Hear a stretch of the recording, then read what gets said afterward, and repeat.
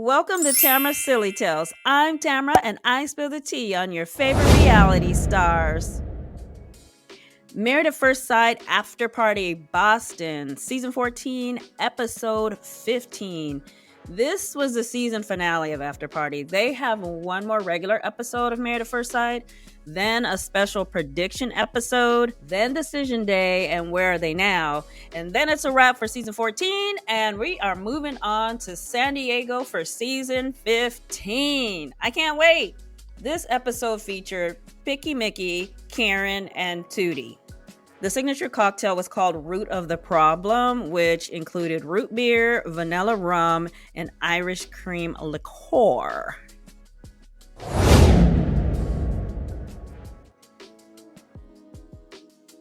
They played the scene where they talked to Dr. Pepper, and Mark said he can give her everything she needs if she gives him the space.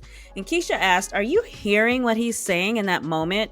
And she said she believes Mark really wants to try, but she wants to see the effort. Yeah, but she has to put in the effort to control her temperament and sharp tongue. She needs to take responsibility for not creating a soft space for him to consistently be like sweet and loving.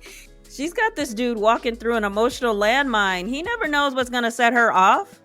So Keisha asked Picky and Tootie what they think about Karen and Mark. And Picky said in that scene, he hears Mark saying that he's trying and her saying that she wants more. And he said, as a man, it's difficult to hear that, and she needs to give Mark some grace.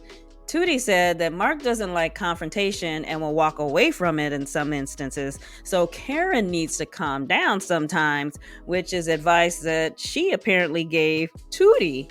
So he's saying, you need to take your own dang advice. So then they showed the scene where Karen read the letter to her younger self. Keisha asked, what did you hope Mark would learn from that letter? Well, that he would stop saying she's too much. It doesn't make her feel good. She told him that from the beginning, but he doesn't stop. Okay, fair enough. He doesn't stop, but do you stop the behavior that is causing him to say it's too much?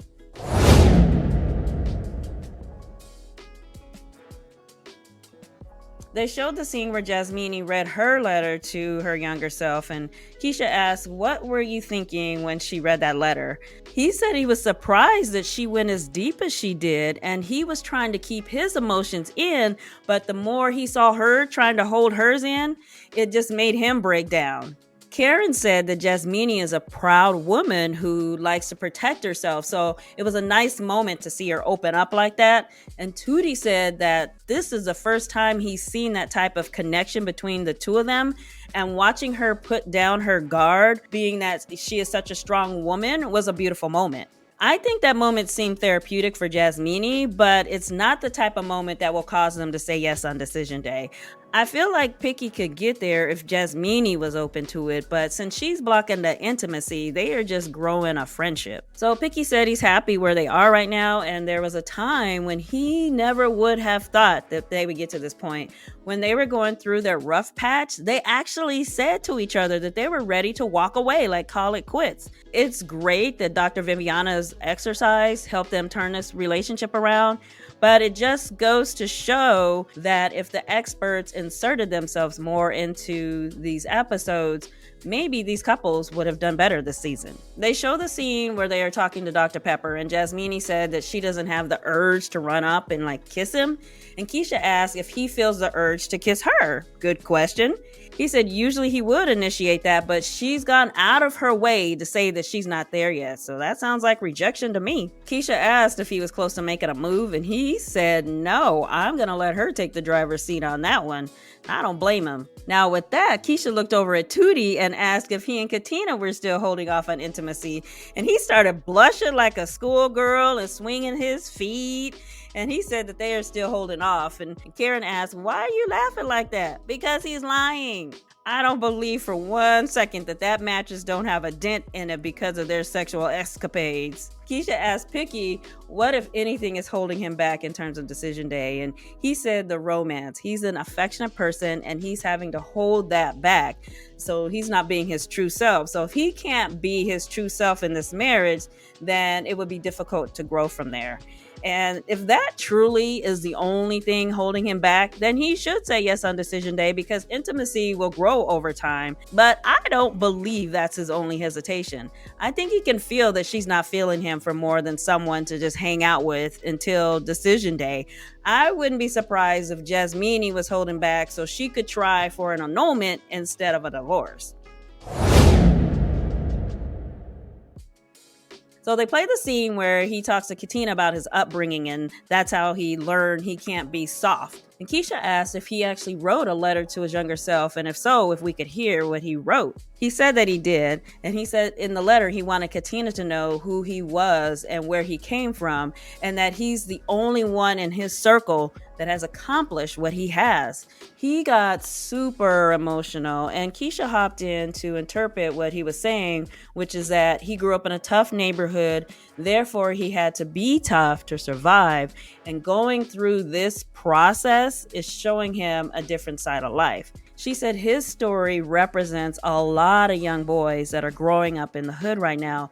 What does he have to say to them? And being that Tootie was crying and trying not to cry so bad, he needed a moment to collect himself. It was nice to see that level of vulnerability in him, and it also looked like maybe there were some tears of pain, maybe crying for his younger self. He said that he and Picky have very similar backgrounds, and sharing that stage with him was a blessing. He said in his letter he was trying to let Katina know that he knows he's tough. He came from a tough environment and he's trying to loosen up. So it was nice to see him open up and acknowledge his shortcomings. And I respect that he's trying to do better. I mean, that's all we can really ask for. And Keisha said, in your journey, it's not about where you start, but where you end up. Just about everyone on the stage was tearing up. Picky stood up to give Tootie a hug, and Karen said, "I'm coming in." And she stood up, and then Keisha was just like, dang it, I wasn't trying to mess up my makeup. And then she went over and joined the group hug. So it was actually a really beautiful moment. In a way, this felt like an acknowledgement and a goodbye to the man Tootie was when he started this experiment. So after they wiped away all their tears, they played the scene where they met with Dr. Pepper and talked about the baby timeline. And Tootie said to the camera that if he was Katina, he would say no on decision day. So Keisha said to him that his mom raised he and his siblings with far less. Why is he so concerned that they can't do it? Which I thought was an excellent way to phrase that question.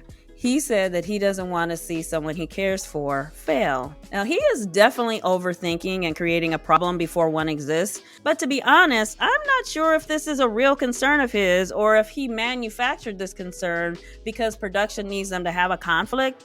They don't fight over cooking and cleaning anymore, so they need something for them to beef over. Now, I wouldn't be surprised if this was a made-up conflict because it's obvious that these two are in love and are planning a life together long-term. So Keisha asked everyone what makes them lean towards a yes and what makes them lean towards a no on decision day. For the yes, Karen said the fun she has with Mark. Tootie says how Katina makes him feel, and Picky says the progress that they have made. The no for Picky was the romance that is missing. Tootie said caring for Katina's own personal goals in life.